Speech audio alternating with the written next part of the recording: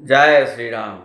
आज रामनवमी के शुभ अवसर पर प्रभु श्री राम के चरित्र का महिमा की थोड़ी सी बखान करेंगे। वैसे तो उनके चरित्र महिमा अपनी वाणी की, किसी के वाणी में किसी की बखान से समेटी नहीं जा सकती, लेकिन हम थोड़ा बहुत महिमा का वर्णन यथाशक्ति जितनी क्षमता है उतना हम करेंगे। पहला प्रश्न है कि राम है कौन। अपने यहाँ सगुण और निर्गुण दोनों उपासकों ने राम का अलग अलग वर्णन किया है। राम, जैसे तुलसीदास जी बोल रहे हैं, तात राम को नरजन मानो, निर्गुण ब्रह्म अजित उड़ जानो। तो यहाँ तुलसीदास जी भी उनको राम को निर्गुण ब्रह्म बता रहे हैं। और वैसे तो पूरा उनका जो पूरा रामचरितमानस में है, उनका पूरा सगुण ब्रह्म, सगुण की उनके सगुण रूप जो उनके धनुष्मान वाले रूप है उसी को की महिमा हो गई है। लेकिन यहाँ वो कर है। कबीरदास जी क्या बोल रहे, एक राम दशरथ का बेटा, एक राम घर घर में लेटा। तो यहाँ वो उनको ये कहना चाहते हैं कि ये जो हम जिस राम को मानते हैं वो दशरथ का बेटा नहीं है। हम उस राम को मानते हैं जो सर्वव्यापी है। जैसा उपनिषद में कहा गया है कि ईश्वर इस जगत के कण कण में है। तो यहाँ वो मानते हैं कि जो राम जो है सर्वव्यापी है, अजन्मा है, अमर है, शाश्वत है, सनातन है। तो अब इसकी अलग अलग है, सबकी कवियों ने गणना की है। पहला रामायण से भगवान शंकर ने लिखा था, जिसे अध्यात्म रामायण कहते हैं। लगभग 300 रामायण है पूरे संसार में। भारत से बाहर भी रामायण मिलते हैं, जहाँ भी खुदा के राम भी मिलते हैं। और मलेशिया का मलय रामायण, इंडोनेशिया में रामायण, और रामायण महाभारत की तो पूरा इंडोनेशिया में ही। तो उनकी अलग अलग भाषाओं में जो मलय भाषा में राम कीर्ति, जैसे राम कीर्ति न राम कीर्ति के नाम से है। और अभी भी जो मलेशिया में सेनापति को लक्ष्मण ही कहा जाता है। इसी प्रकार की हर जगह राम के प्रभाव है। और थाईलैंड के एक जो राज्य है, प्रांत है, उसका नाम ही अयोध्या है। और थाईलैंड के राजा जो राम के नाम से ही हैं, वो अपने कुश के वंश के मानते हैं। पाकिस्तान का विख्यात शहर लाहौर लव के नाम से माना जाता है। तो पूरे संसार में राम की फुटप्रिंट है हर जगह। और उनके नाम, उनकी जो विशद चरित्र हैं, उनके जो जीवन शैली है वो विराट है। और वो किसी के कहने से, किसी के शब्दों में समेटने योग्य नहीं है। तुलसीदास जी ने राम जी की महिमा बहुत गाई है। पूरा रामचरितमानस में राम और राम के सब सिवा कुछ नहीं मिलेगा आपको। अब साकेत में मैथिली शरणगुप्त जी ने कहा है कि राम तुम्हारा चरित्र स्वयं ही काव्य है, कोई कवि बन जाए सहज संभाव्य है। तो राम के नाम लेकर अनेक कवि बने हैं और कवियों की श्रृंखला भी बनी है। वो तुलसीदास जी बोलते, तात राम ने नर भूपाला, भुवनेश्वर कालंकर काला। यहाँ हम देखते हैं तुलसीदास जी राम को ब्रह्म मानते हैं। तो एक तो हम इस रूप की बात करेंगे, एक जो राम जी के जीवन चरित्र है उसकी भी थोड़ी सी हम चर्चा करेंगे। अब उनका जो पूरा चरित्र है, जीवन चरित्र, वो एक उदात्त मनुष्य, अगर मनुष्य रूप में देखें तो उदात्त चरित्र, जो मनुष्य की जो चरित्र होती है उसमें उनका सर्वोच्चम, इसलिए उसे मर्यादा पुरुषोत्तम श्री राम कहा गया। क्योंकि जो कोई भी पुरुष की जो मर्यादा होती है वो सर्वोच्च शिखर पे है। अब अयोध्या में उनका जो जन्म हुआ है राजा दशरथ जी को, जिनको संतान नहीं होती तो पुत्र से जग से उनका जन्म माना गया। तो अब राम जी गुरुकुल गए, गुरु वशिष्ठ से उन्होंने शिक्षा पाई। तो उनका जन्म के जैसे वर्णन तुलसीदास जी करते हैं कि विप्रधेन सुर संत हित लिन्न मनुज अवतार। तो यहाँ भी वो जो जन्म के समय में उन्होंने वर्णन करते हैं कि उन्होंने जो अवतार लिया है विप्रधेन सुर संत हित। अब आगे जो उनका पूरा जीवन है उन्होंने अपने जो उनकी जो शिक्षा दीक्षा है उसमें शस्त्र शिक्षा है, उसमें वो सर्वोत्तम है। भगवान कृष्ण ने गीता में कहा अर्जुन से कि राम शस्त्र पितामह, इस संसार में जितने शस्त्रधारी हैं उसमें मैं राम हूँ। तो राम सबसे बड़े शस्त्रधारी हैं, उनसे बड़ा कोई योद्धा नहीं है इस धरती पर, ना कोई हुआ है ना आगे कोई होगा। तो इसलिए इस योद्धा को पाने के लिए, अधर्म के नाश के लिए, धर्म की रक्षा के लिए गुरु विश्वामित्र ने उनके पिता से राम को मांग लिया। कोई पिता कैसे दे सकता है, लेकिन उनको मानना पड़ा। और गुरु विश्वामित्र ने जग की रक्षा के लिए, धर्म की रक्षा के लिए राम को माना। राम बिना कुछ के चल पड़े उनके साथ। वहाँ पर तालकार स्वभाव का वध हुआ और मारीच को दूर उन्होंने वहाँ से दूर धकेल दिया। वहाँ से फिर वहाँ से उनका मिथिला जाना हुआ, वहाँ उनका धनुष यज्ञ संपन्न हो रहा था। अब यहाँ उनकी चरित्र का देखिए कि कई लोग आजकल जो थोड़ा बहुत हो ना, क्षुद्र नदी भर चले उतराई, जिम कल थोड़े धन बोराई। तो जो थोड़ा बहुत लोगों में क्षमता होती है तो लोग ज़्यादा अपने आप को उछल कूद करते रहते हैं, अपने ज्ञान में गहाने रहते हैं। लेकिन सभी रह गए कि राम ने कभी प्रयत्न नहीं किया कि धनुष तोड़ने का। यहाँ की बड़ी चरित्र की बात होती है और उन्होंने प्रयत्न नहीं किया। लेकिन जब उनके गुरु ने आज्ञा दिया, उठो राम भंजो भव चापू, मेटो ताज जना गुर तापू, तब वो उठे धनुष को तोड़ा। ऐसा माना जाता है कि धनुष जो सिंह महादेव का था, तो उस धनुष को तोड़कर उनका ये जो स्वयंवर है, स्वयंवर की में उन्होंने विजय प्राप्त किया।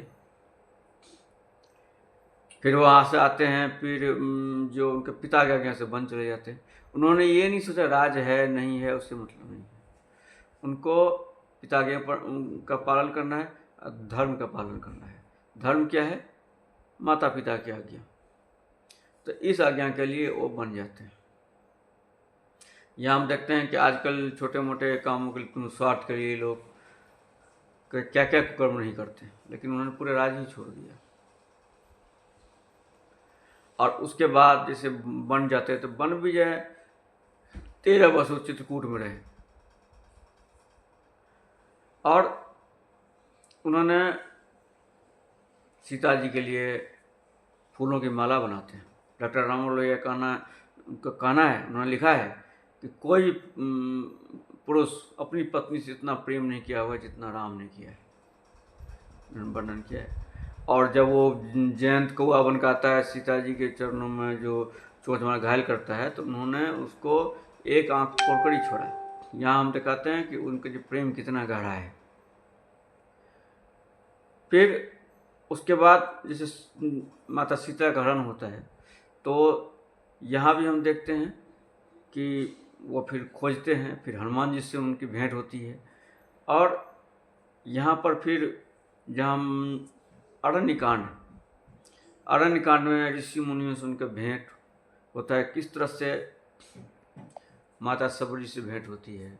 वहाँ उन्होंने नवधा भक्ति का जिस तरह से उन्होंने उपदेश दिया है, तो उससे ये होता है कि उनके भक्ति ज्ञान सब में वो सारे मर्मज्ञ थे।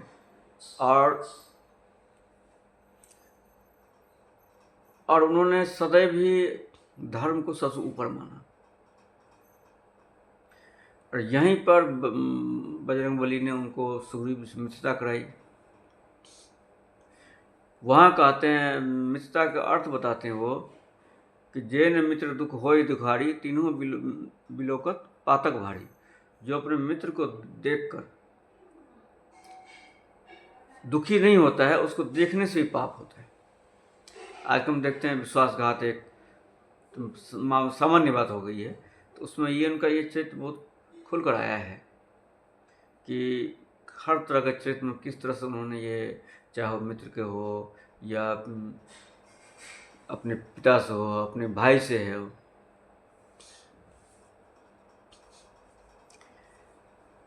और जब उनको दिखाया गया कि ये जो अस्थियों का ये ढेर है, ऋषि मुनियों का है जिन्हें राक्षसों ने खा लिया है। तब उन्होंने ये प्रतिज्ञा किया था, निश्चरहीन करो मैं भुज उठाए प्रणिकिन, ये धरती को निश्चरहीन कर दूंगा। ये प्रण वही कर सकते, दूसरा कोई नहीं कर सकता, दूसरा किसी में ये क्षमता नहीं है, ये साधना नहीं है, और ये समर्पण नहीं है। अपने मित्र के रक्षा के लिए, अपने मित्र से मित्रता बनाए रखने के लिए उन्होंने बाली के वध करने का निर्णय किया। यह हम देखते हैं कि वो जानते हैं कि बाली को ये वरदान है कि उनका आधा जो बल है वो शत्रु का आधा बल बाली के पास आ जाता है, फिर भी उन्होंने तभी उनको छिप कर बांध चलाना पड़ा। अब यहाँ पर देखिए बाली क्या बोलते हैं। बाली ने जब देखा कि उनको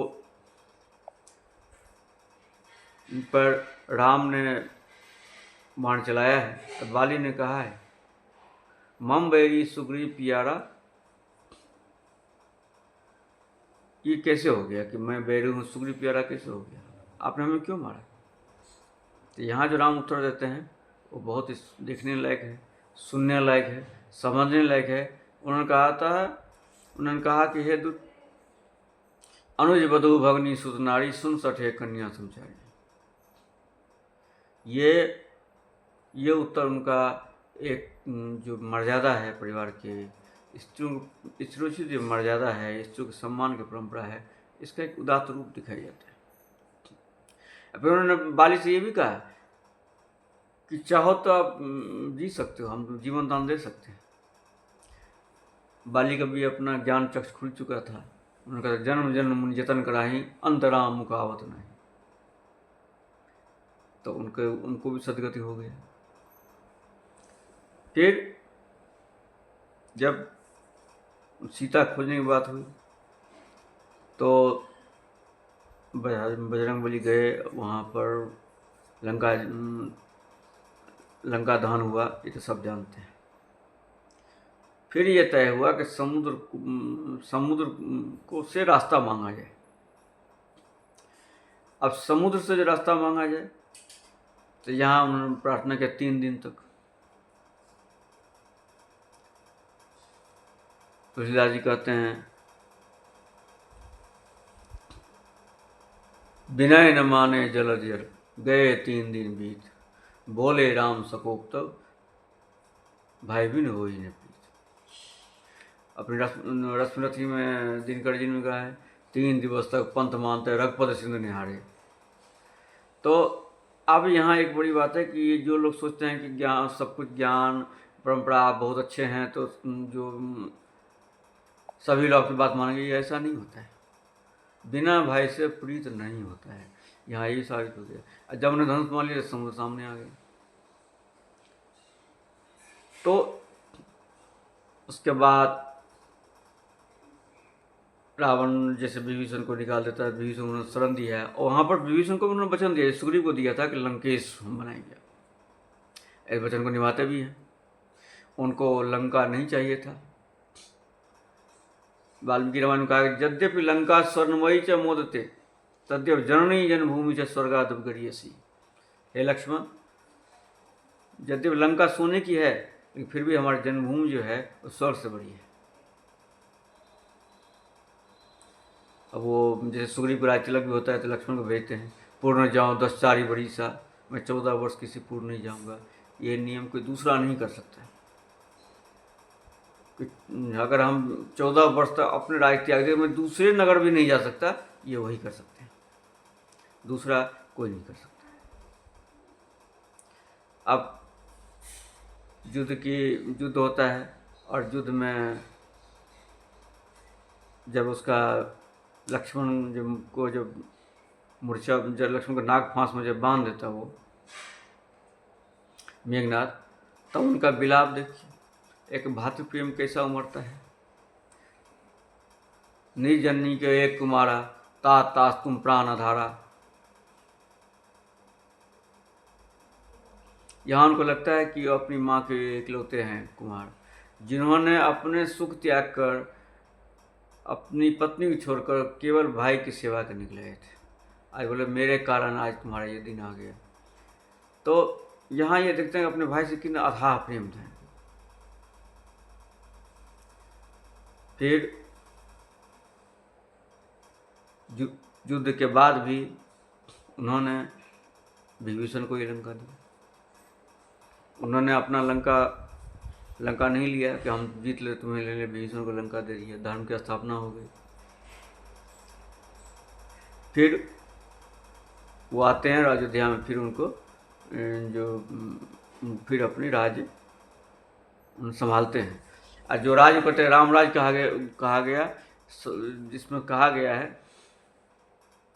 इसमें एक चीज़ और वर्णन करना चाहूँगा कि जब राम रावण युद्ध हो रहा था, तो जब विभीषण ने देखा कि जो रावण तो रथ पे हैं, राम बिना रथ के हैं, रावण रथी बिरथ रघुवीरा, तो उन्होंने राम से प्रार्थना की आप तो बिना रथ के हैं। तब वो जो वर्णन तुलसीदास जी करते हैं वो भी एक वर्णन पढ़ने लायक है, सुनने लायक है। सौरय धीर जय चाका सतशील डिम ध्वजा पताका बल विवेक दम पढ़ित घोरे क्षमा दया समता जोड़े ईश भजन सारथी सुजाना विरत चरण संतोष कृपाना। तो ये जो वर्णन है ये आपको जो हमारे धर्म का सार है इसमें आपको कुछ नहीं करना है, उनसे केवल उनके मार्ग पर चलना है। यथासंभव हो तो आपको जीवन में कभी दुविधा नहीं रहेगी। धर्म और धर्म के बीच क्या चुनना है इसमें कोई दुविधा नहीं रहेगी। किंग कर्तव्य विमूढ़ से ऊपर उठ जाए। जब राज्य लेते हैं, राजपद प्राप्त करते हैं, तो अयोध्या में जब रामराज कहा गया है। रामराज क्या था? दैहिक दैविक भौतिक तापा रामराज नहीं काहू व्यापा। दैहिक दैविक और भौतिक तीनों जो ताप है रामराज में व्याप्त कहीं व्याप्त नहीं था। उनका कहीं लेस मात्र भी अवशेष नहीं था। तो ये उनका जीवन चरित्र है जिनको भारत के सभी कवियों ने, सभी लेखकों ने इसको प्रमाणित किया है। इसको सब ने वर्णन किया है, सब ने इसकी महिमा गाई है। कोई भी हो, गांधी जी राम हो, लोहिया का राम हो, कबीर के राम हो, तुलसी के राम हो, छत्रपति शिवाजी गुरु स्वामी रामदेव दास जी के राम हो,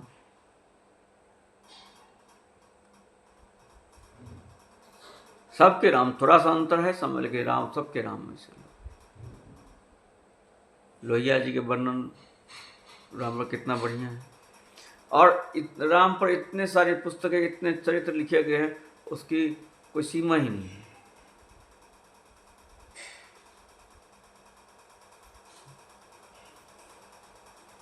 तुलसीदास जी कहते सवै न जावत राम गोसाई नाचत मरकट की नाई। उन्होंने तो पूरी रामचरितमानस में राम को ब्रह्म मान के ही उन्होंने इसको